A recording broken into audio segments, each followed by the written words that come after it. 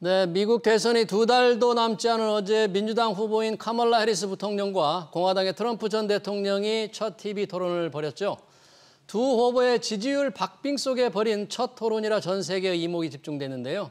판세를 뒤집을 만한 영향이 있었는지 조한범 통일연구원 석자 연구원 모시고 자세한 얘기 들어보겠습니다. 의원님 어서 오십시오. 예, 안녕하세요. 어제 정말 미국 국민은 몇 천만 명이 TV를 좀 봤을 것 같아요. 정말 첫 번째이자 마지막일 거라고도 하던데 TV 토론 전반적으로 치열한 공방이 벌어졌습니다만 미 언론의 평가는 대체로 좀 어떻게 나왔어요? 일단은 이제 해리스 이번에 관전 포인트는 해리스였어요. 해리스 트럼프가 네. 아니라. 과연 해리스가 얼마나 할 거냐. 해리스가. 그러니까 바이든 대통령 7월 20일 사퇴한 이후에 해리스를 확 쏠렸거든요. 예.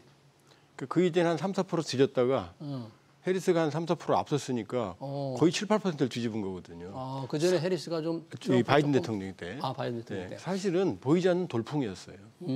그러다 지금 이제 근데 관전 포인트는 뭐냐면 해리스 본인을 입증할 기회는 한 번도 없었거든요. 저 사람이 그렇죠. 어떤 생각을 하는지. 그러니까 이번에 과연 잘 할 거냐. 네. 트럼프는 토론의 달인이니까 이미 이제 검증이 된 사람이고 그러니까 해리스가 어떨까 다들 해리스를 봤을 거예요. 그런데 해리스가 예상을 뛰어넘고 상당히 탄탄한 기본기를 보여줬거든요. 반면에 트럼프는 예전의 트럼프 변한 게 없는. 변한 게 없고. 그러니까 토론 전에는 트럼프가 우세했는데 토론 후에는 해리스가 우세한 걸로. CNN 같은 경우는 이 해리스가 63% 잘했다고. 이게 어느 정도냐면요. 바이든 사퇴를 불러본 6월 28일 토론회 때 바이든 대통령 트럼프가 67%였거든요. 60%? 67%. 67%. 근데 이번에 해리스가 63%거든요. 얼마나 큰 성적을 거뒀는지 알겠죠. 그러니까 그러면 이게 지금 해리스 부통령의 판정승이에요? 저는 개인적으로 거의 TKO 승 정도는 된다고 봐요. TKO 승으로? 왜냐하면 지금 판을 뒤집었는데 이제 뒤지던 걸 앞서는 걸로 바꿨거든요. 근데 이제 마지막 검증 무대였어요. 이제 9월 10일이 이게 마지막 검증 무대, 처음이자 마지막 검증 무대일 수 있었거든요. 근데 여기서 해리스가 예상을 이제 뛰어넘은 거죠. 그러니까 해리스는 아주 치밀하게 준비를 했던 것 같고, 그러니까 검사 출신이잖아요. 근데 트럼프는 피의자거든요. 그러니까 검사로서의 어떤 피의자를 대하는 그런 자세, 그러니까 분위기를 압도한 거죠. 그러니까 시종 일관되게 공격적이었고. 주도했고 트럼프는 이제 방어하는 데 쩔쩔맸고 그러면서 본인이 앞설 수 있는 이슈에 있어서도 모두 다 이걸 헛발질을 많이 했어요. 트럼프 전 대통령이 그렇죠. 그랬어요. 그러니까 저는 언론이 판정승 그러는데 개인적으로는 저는 거의 TKO 승에 가깝고 해리스는 이제 백악관으로 가는 길에 7분 응선은 넘었다. 7분 응선을 넘었다. 상당히 다시 토론회를 하더라도 그건 중요하지 않습니다. 왜냐하면 해리스가 이미 어느 정도 역할이 능력이 있다는 게 인정됐거든요. 지금 다시 토론이 벌어질지는 아직 정해진 거 아니죠? 해리스는 한 번 더 해보겠다는데. 해리스는 하자 그랬는데 트럼프는 이제 뜨뜻미짓한 상황인데 계산하겠죠. 다시 한 번 해서 뒤집을까? 아니면 한 번 하면 또 딜까? 고민을 하고 있겠죠. 트럼프 전 대통령 아까 모두의 이 토론의 달인인데 그렇죠. 어떤 좀 그 제스처라든지 해리스 부통령의 어떤 공격이란 이런데 어떤 토론의 자세나 어떤 잘못을 좀 저질렀습니까? 그러니까 예를 들면 처음부터 이제 들어갔을 때 해리스가 먼저 악수를 청합니다. 그 당황하죠. 바이든과는 그때는 악수도 안 했는데. 먼저 가서 나 해리스다 그러면서. 근데 권투할 때도요, 사실은 권투 선수들 얘기 들어보면 처음 링에 섰을 때 눈싸움에서 그 게임이 끝난답니다. 눈싸움에서. 그런데 이제 트럼프는 뭐냐면 공격적이고 선정적이고 일종의 이제 막무가내식 성격이 많거든요. 근데 그게 다 통하거든요. 바이든처럼 어떤 힘없이 당한다든지 아니면 힐러리 때 약간 그 맥이 없었거든요. 근데 거꾸로 이번에는 이 트럼프가 하는 모든 주장에 대해서 해리스 부통령이 표정이라든지 냉소라든지 비웃음이라든지 이런 걸로 시시각각으로 그걸 다 부정을 해버렸어요. 이 모션으로. 그리고 이제 쟁점인 주제들이 트럼프가 가장 앞서는 건 일단 경제고요. 경제. 물론 이번에도 경제에 대해서는 해리스가 앞섰다고 볼 수는 없어요. 그런데 이민이나 낙태 문제 같은 거, 특히 이민 낙태 이런 문제에 그다음에 이제 세계적인 정상과의 교류 이런 게 이제 특히 이제 이민 이런 것들이 이제 강한데 그렇죠. 이민자 문제를 얘기하는데 갑자기 이민자들이 개하고 고향 잡아먹는다고. 그게 그 발언이 정말 아주 큰 논란을 불러일으킨 거죠. 황당한 거예요. 근데 이제 미국 언론이 살아있다는 게 네. ABC가 치밀하게 준비해서 그걸 팩트 체크를 바로 해버리더라고요. 그러니까 트럼프 대통령이 얘기하고 즉각 팩트 체크한 거죠. 그게 이제 미국 언론의 힘이에요. 살아있는 거죠. 그러니까 바로 그 순간에. 과거에 때를 쓰던 방식이 다 사라졌고 네. 이민은 본인이 앞서는데 개와 고양이 잡아먹는다 그러니까 왜 갑자기 그런 얘기를 했는지 모르겠어요. 이제 과거엔 통했거든요. 그러니까 옛날 멕시칸들이 뭐 어떻게 성범죄를 저지른다 그때 통했거든요. 네. 근데 지금 팩트 체크를 말씀하신 대로 즉각 했다는 게 ABC가 놀라웠습니다. 알고 있었던 거죠. 알고 있었던 거고 또 개와 고양이 잡아먹는다고 하는 얘기는 아무리 미국인들이라 하더라도 받아들이지 않거든요. 그다음에 또 하나 황당했던 건 이제 자기가 세계 정상 지도자들 얘기 나와서 근데 갑자기 빅토르 오르반 헝가리 총리가 나를 위대한 당선된다고 그러는데 그 우파 총리 그건 유럽에서 오르반 총리는 독재자로 취급돼요. 네, 우파 독재자. 그리고 나토의 분열을 획책하는 인물 이런 식으로. 그다음에 푸틴과 친하거든요. 근데 그 인물을 꺼내니까 해리스 만세죠. 왜냐하면 안 그래도 안 좋은 이미지. 푸틴 이런 사람들하고 친하다고 했는데 오르반까지 끌어들이니까 예를 들면 뭐 마크롱이라든지 이런 사람을 얘기했어야 되는데 오르반을 그러니까 주요한 고비마다 결정적으로 뭐 쉽게 말하면 조금 우스갯소리로 똥볼을 많이 찼어요. 똥볼을 찼다.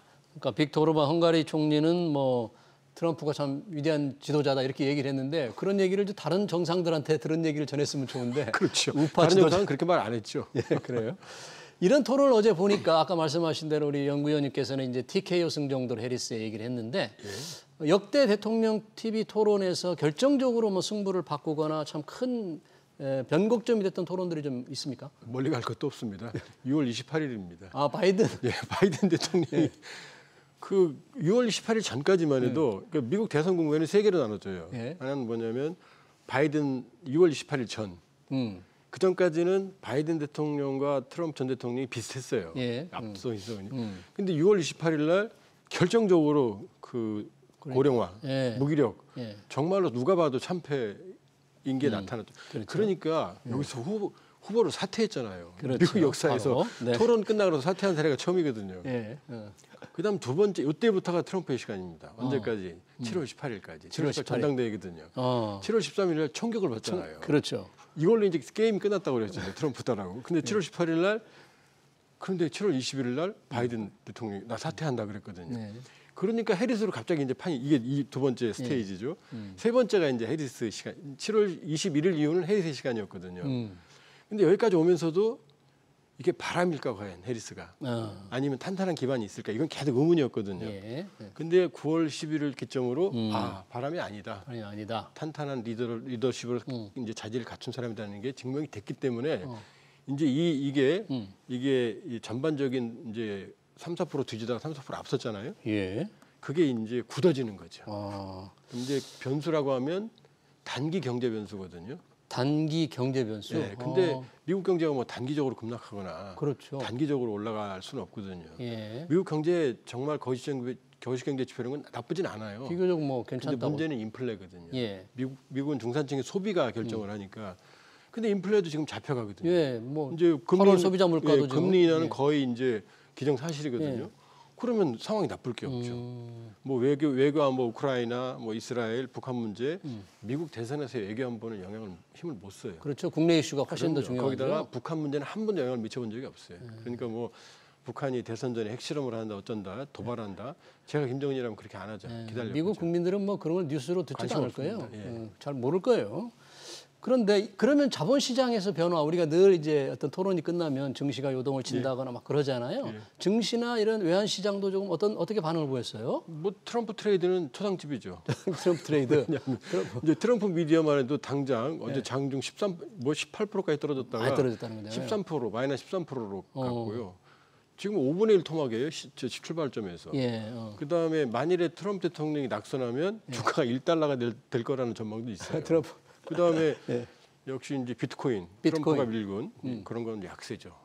트럼프가 훨씬 더 우호적이었으니까 그렇죠. 비트코인에. 그다음에 이제 달러는 이제 강세가 아니고 약세로 돌아왔었죠. 그다음에 이제 아무래도 해리스는 친환경론자. 그러니까 2차 전지라든지 그다음에 이제 신재생 에너지라든지 이런 쪽. 그다음에 이제 또 미국 같은 경우는 이제 교도소도 큰 산업이거든요. 그렇죠. 예, 민간이 운영하니까. 교도소 관련 주식 같은 경우도 이제 트럼프가 되면 올라가는데 이제 내려가죠. 이민자들 다 막 그렇죠. 불법 이민자 그러니까, 잡아놓을 텐데. 그러니까 이번에 상당한 이제 시장에 변동이 있었다. 이제 시장이 재조정되는 거죠. 왜냐하면 트럼프가 되는 쪽으로 흘러가다가 계속 가다가 이제 히리스 쪽일 것 같은데라는 쪽으로 가니까 이 흐름이 꽤 오래 가겠죠. 일단 트럼프 트레이드 다시 지금 죽는 거죠. 그렇죠. 또 물론 남은 기간에 어떤 변화가 있을지는 그렇죠. 모릅니다. 50일 남았으니까. 예, 상당히 이거 미리 후보를 승리자를 예측한다는 건 조금 쉽지는 않으니까 이번에 이제 주요 이슈가 있었잖아요. 아까 말씀하신 대로 이민자, 경제, 또 낙태도 그랬는데 그런 이슈들에 대해서 어떤 공방이 좀 어떻게 벌어졌나요? 그러니까 사실은 정책 선거라고 보기 어려웠어요.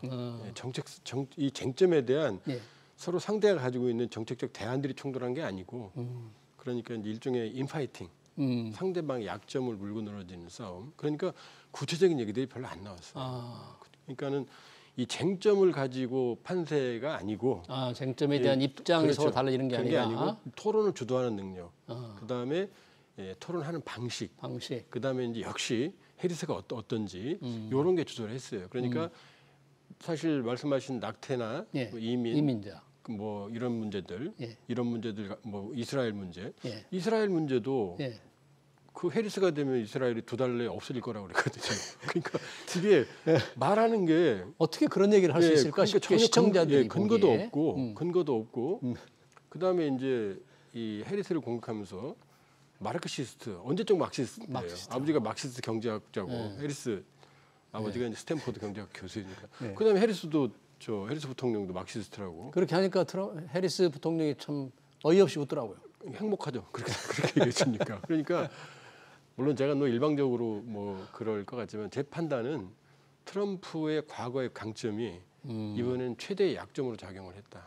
그러면 제가 궁금한 게 아까 말씀하실 때 연구위원님께서는 이제 TKO 승이다. 그리고 미 언론은 이제 해리스의 판정승 정도로 봤는데 항상 우리도 그렇고 모든 정치권이 그렇지만 견고한 각자의 지지층이 있잖아요.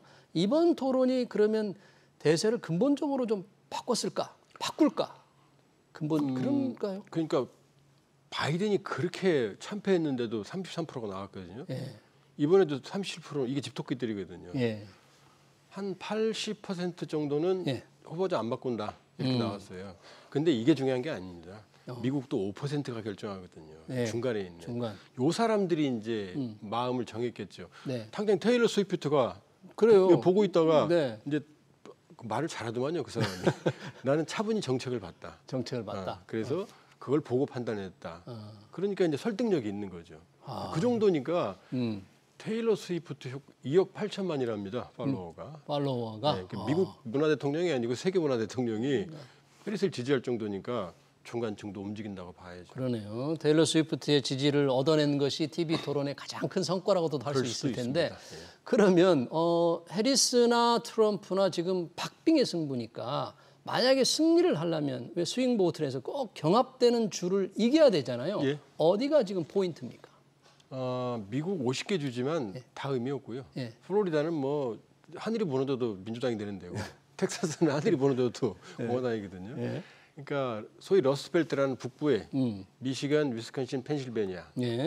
이번에 펜실베니아에서 했잖아요. 펜실베니아에서 했죠. 여기가 제일 중요합니다. 이 3개 잡으면 이깁니다. 그리고 이제 남부 선벨트 여기 이제 조지아, 애리조나, 네바다, 노스캐롤라이나 여기 4개인데 7개거든요. 이제 여기만 다니면 돼요. 근데 7개 중에서도 특히 러스트벨트, 위스콘신, 펜실베니아, 미시간 여기만 잡으면 되는데 이 7곳 중에서 5개를 해리스가 토론 전에도 앞서고 있었어요. 박빙이지만 5곳을 그러니까 큰 곡이 넘었다. 그래요. 미국은 이제 선거 제도가 그 주에서 승리한 후보가 선거인단을 다 가져가는 이제 독식 체제잖아요. 승자 독식 체제인데 지금 선거인단 현재의 지지율로 보면 선거인단을 확보했다고 추정되는 건 누가 좀 많은 거예요? 비슷합니다. 비슷해요? 비슷해. 근데 이제 왜냐하면 주마다 또 다르거든요. 이제 270이면 확실한데 아직은 양쪽 다 거기까지 못 갔어요. 두고는 봐야지만 그러나 말씀드렸다시피 6월 28일 이전까지 이 박빙의 시간, 바이든, 트럼프 그 이후에 트럼프의 시간, 해리스의 시간 있는데 앞으로는 결정적 변수가 없는 한 예. 해리스가 우세한 시간이 상당 기간 갈 가능성이 높고 굳어질 가능성이 있다. 앞으로 승부에 영향을 줄 큰 변수들은 뭐가 있습니까? 지금 예상되는 거의 없습니다. 거의 없습니까? 뭐 10월 1일 날 부통령 토론인데 그건 의미가 없고요. 예.